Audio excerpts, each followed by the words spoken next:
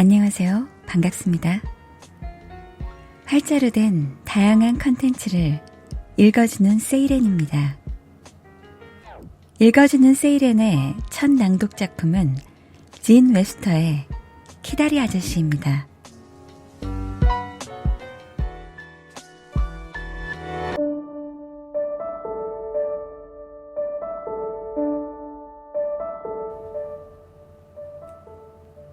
키다리 아저씨는 진 웹스터가 미국 레이디스 홈 저널의 인기리에 연재했던 익명의 후원자가 후원하는 제루샤 에보트라는 소녀의 이야기를 편집글 형식으로 다듬어 출판한 소설입니다. 이 작품은 작가가 직접 극화한 연극이 미 주요 도시에서 성공적인 무대를 선보였고 속편인 Dear Enemy까지 베스트셀러 반열에 오를 정도로 발간 당시에도 큰 사랑을 받았던 작품입니다. 키다리 아저씨의 작가 진 웹스터의 본명은 앨리스 제인 챈들러 웹스터로 어머니 애니 모펫 웹스터와 아버지 찰리 루터 웹스터의 장녀입니다. 어린 시절 진 웹스터는 절주운동과 인권운동, 여성 참정권 운동에 참여했던 증조모 제인 클레멘스, 소설 톰 소여의 몸으로 유명한 마크 트웨인의 누이인 할머니 파멜라 클레멘스 모펫, 그리고 마크 트웨인과 출판 사업을 했던 부모와 한 집에서 생활했습니다.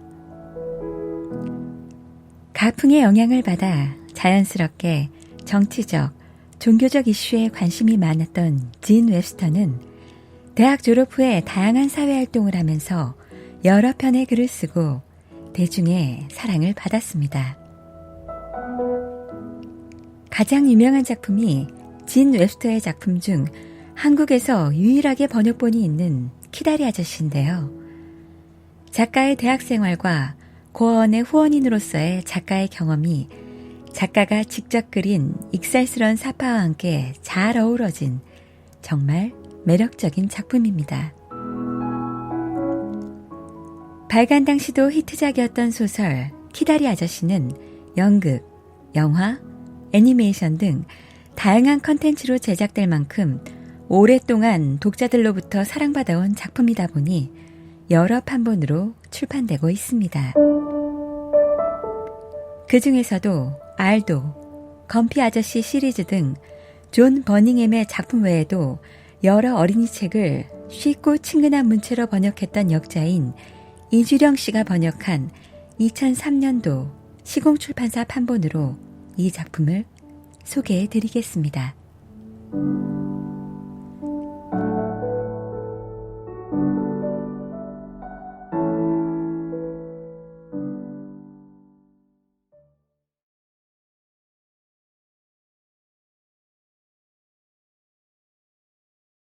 소설 키다리 아저씨는 고아원에서 생활하는 우리의 주인공 주디가 키다리 아저씨에게 왜 편지를 쓰게 되었는지를 알려주는 우울한 수요일과 주디가 키다리 아저씨에게 보내는 편지로 서툴지만 재미있는 사파가 함께 있는 제루샤 에번 양이 키다리 아저씨께 보내는 편지의 두 챕터로 이루어져 있습니다.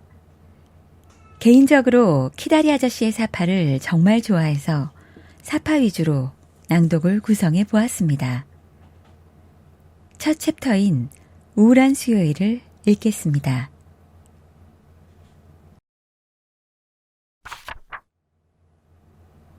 우울한 수요일.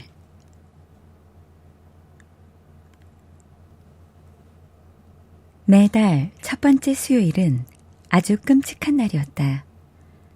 불안에 떨며 기다리다 막상 닥치면 용기 있게 견뎌내긴 했지만 지나고 나면 재빨리 잊어버리는 그런 날이었다.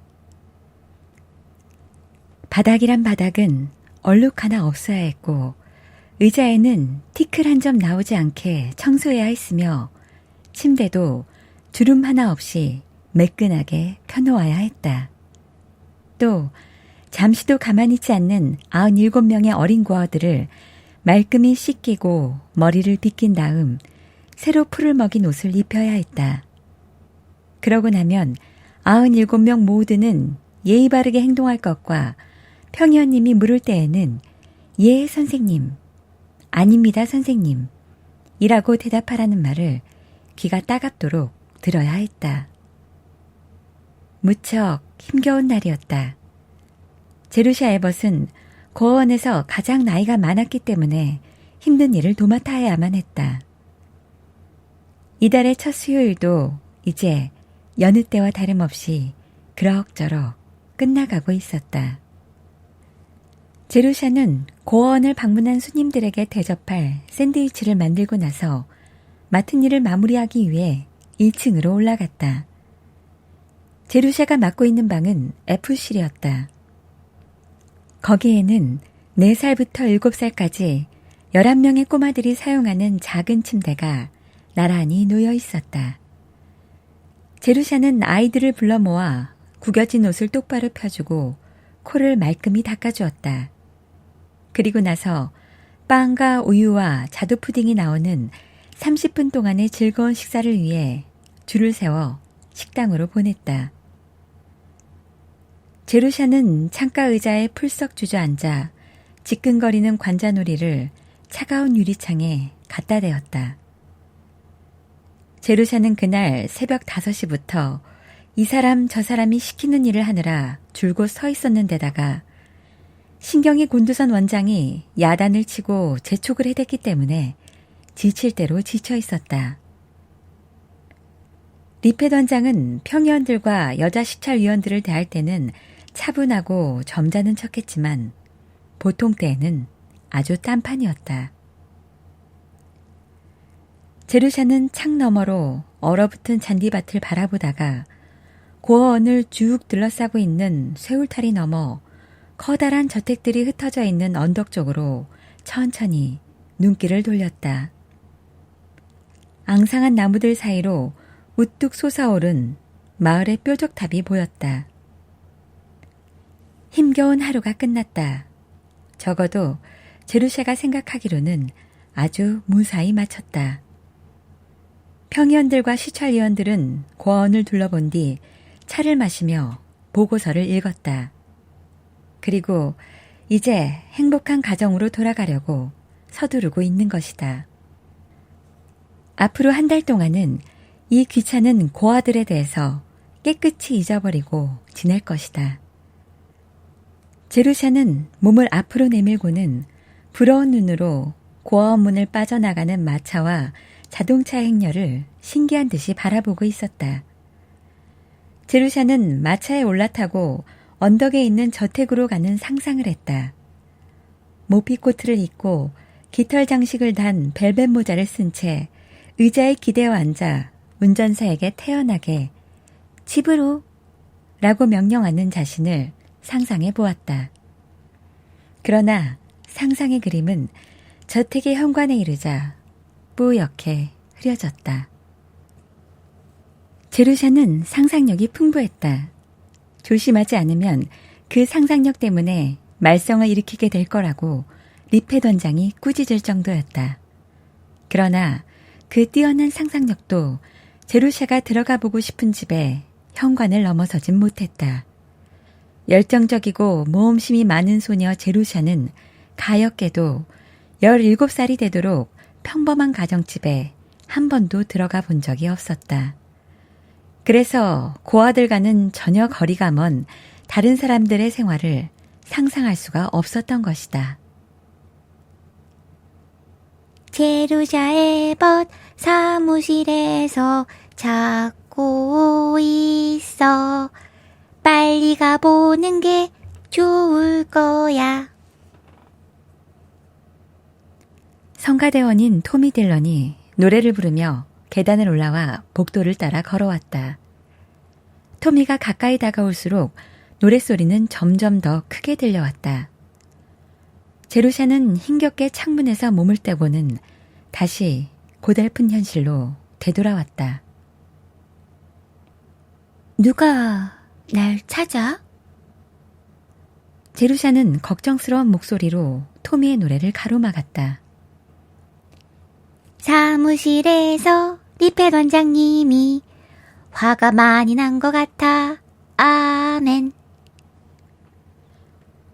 토미는 찬송가를 부르듯 노래했다.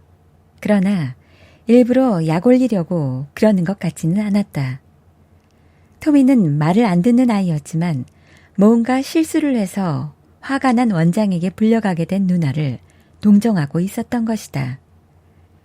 제루샤가 가끔씩은 팔을 세게 잡아당기거나 코가 아플 정도로 닦아주긴 했지만 토미는 제루샤를 좋아했다.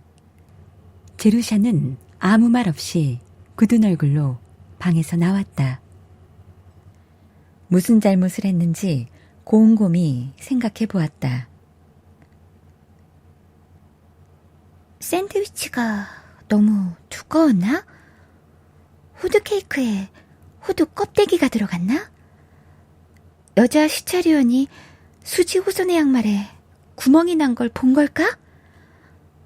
어쩌면 내가 보살피고 있는 철부지들 중 하나가 평의원님께 버릇없이 말대답을 했는지도 몰라. 그렇다면 이 일을 어쩌지?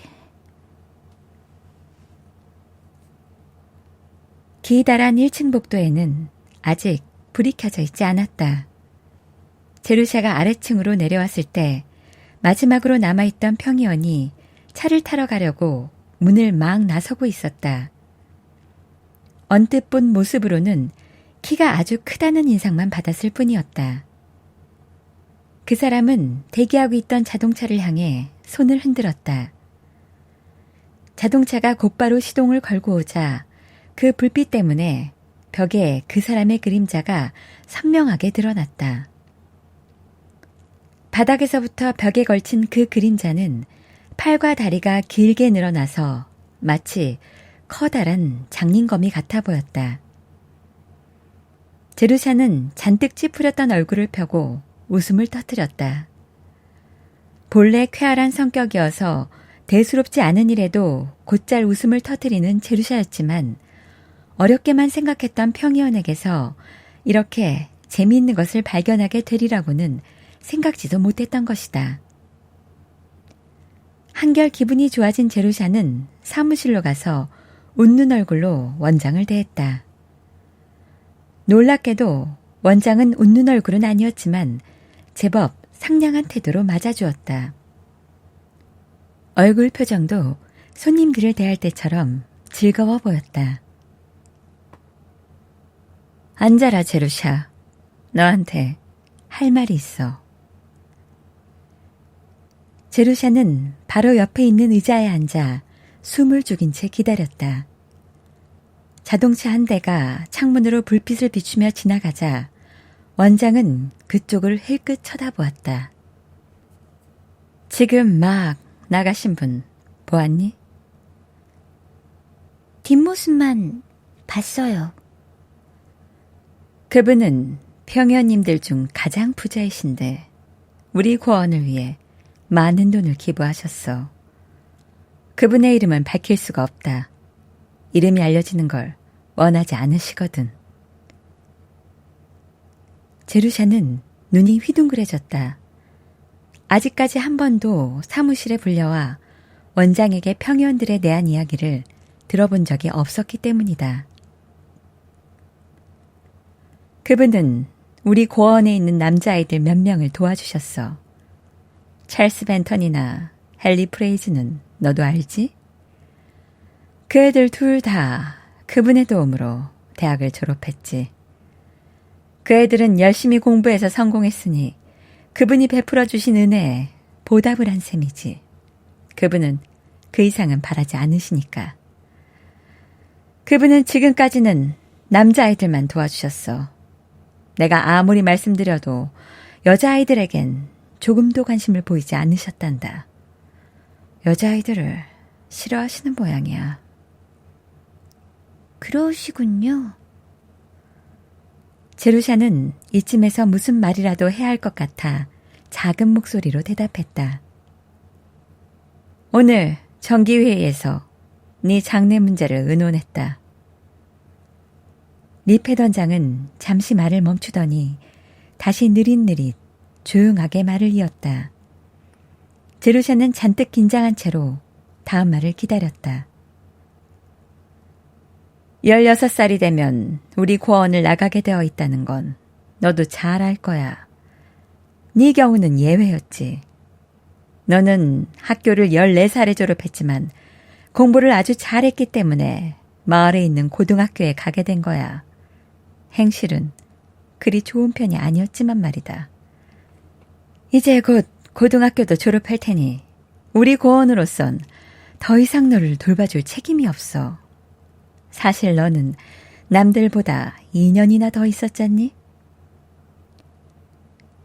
리페던장은 제루샤가 지난 2년 동안 먹여주고 입혀주는 대가로 열심히 일했다는 사실과 공부보다는 고아원의 일이 늘 우선이어서 오늘 같은 날에는 아예 학교도 못 가고 아이들 치닥거리를 해야 했던 사실에 대해서는 싹 잊어버리고 있었다. 어쨌든 내 장래 문제에 대한 이야기가 나와서 너에 대한 기록을 검토했지. 철저하게 말이야. 리페던장이 피고석에 있는 죄인을 노려보듯 제루샤를 바라보자 제루샤는 죄 지은 사람 같은 표정이 되었다. 자신의 기록에서 마음에 걸리는 것이 있어서가 아니라 왠지 그렇게 해야만 할 것 같았기 때문이었다.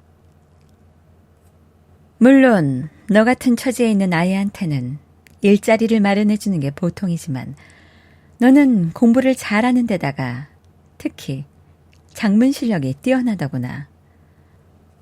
우리 고아원의 시차리원인 프리차드 씨는 교육위원도 겸하고 있어서 너의 작문 선생님과 너에 대해 이야기를 나누시고는 너를 아주 칭찬하셨어.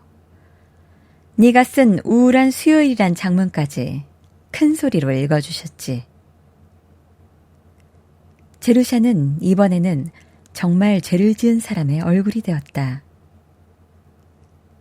지금까지 너를 돌봐준 이 고아원에 대해 고맙게 생각하기는커녕 웃음거리로 만들다니.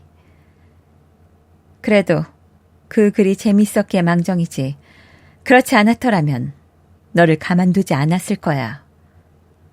그런데도 내가 운이 좋은 건지 방금 돌아가신 그분은 유머 감각이 지나쳐서 내가 쓴 그 무례하기 짝이 없는 작문을 들으시고는 너를 대학에 보내주겠다고 하셨어.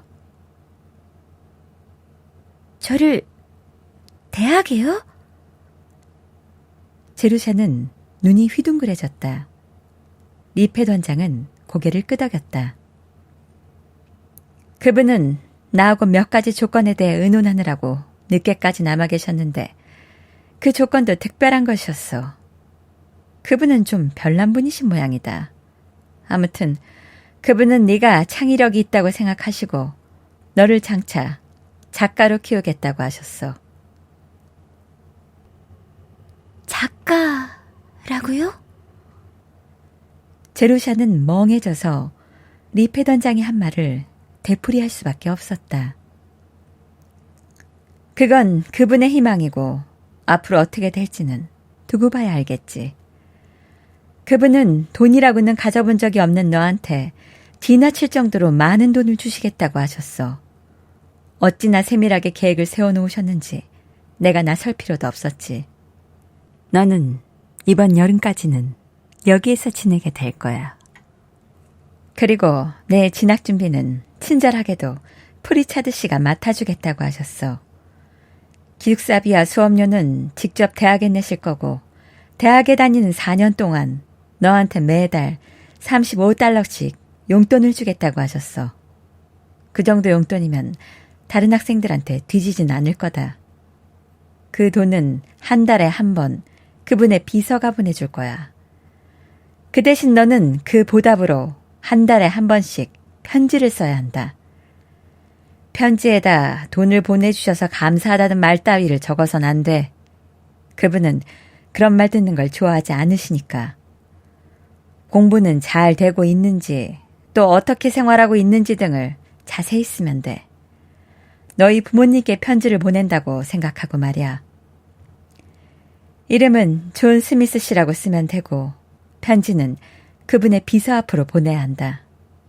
사실 그분의 이름은 존 스미스 씨가 아니지만 이름을 밝히고 싶어 하지 않으시니까 넌 그분을 존 스미스 씨라고 생각하면 돼. 그분이 편지를 쓰라고 하는 이유는 편지가 문장력을 기르는데 가장 도움이 된다고 생각하시기 때문이야. 그런데 너는 편지를 보낼 가족이 없으니까 이런 식으로라도 편지를 쓰길 바라셨어. 그리고 편지를 통해 내 문장력이 늘어가는 것을 계속 지켜보고 싶다고 하셨단다. 그분은 네 편지에 무슨 내용이 쓰여 있든 절대 답장을 하지 않으실 거야. 그분은 편지 쓰기를 아주 싫어하시는 데다가 답장을 꼭 써야 한다는 부담을 안고 싶어 하시지 않아. 그런 일은 없으리라고 믿지만 예를 들면 퇴학을 당한다든지 하는 경우처럼 답장을 꼭 받아야 하는 경우에는 비서인 그릭스 씨에게 편지를 쓰도록 해라. 매달 편지를 쓰기로 한 일은 꼭 지켜야 해. 스미스 씨가 너한테 바라시는 건 그것뿐이니까. 빚을 갚는다는 생각으로 꼬박꼬박 날짜에 맞춰 편지를 보내도록 해. 그리고 편지를 쓸 때는 예의 바른 말투로 교육을 잘 받고 있다는 것을 보여주길 바란다. 네 편지를 받으시는 분이 존 그리어 고아원의 평현님이란 사실을 잊어서는 안 돼. 제루샤는 방에서 나가고 싶어서 문 쪽을 바라보았다. 너무나 흥분되어서 리페단장의 길고 지루한 얘기에서 빨리 벗어나 혼자 차분하게 생각을 좀 하고 싶었다. 제루샤가 의자에서 일어나 뒤로 조금 물러나자 리페단장은 가지 말라는 손짓을 했다. 이렇게 좋은 연설의 기회를 놓칠 원장이 아니었다. 이런 행운이 온 걸 고맙게 생각해야 한다. 알겠니? 너 같은 처지에 있는 애들로선 좀처럼 갖기 힘든 기회야. 명심할 것은? 예, 잘 알겠습니다. 고맙습니다. 말씀이 다 끝나셨으면 이만 나가봐야겠습니다. 프레디 퍼킨스의 바지를 꿰매줘야 하거든요. 제루샤는 재빨리 밖으로 나와 문을 닫았다. 아직 할 말을 다 마치지 못한 리페 단장은 어이없는 표정으로 그 모습을 멍하니 바라보았다.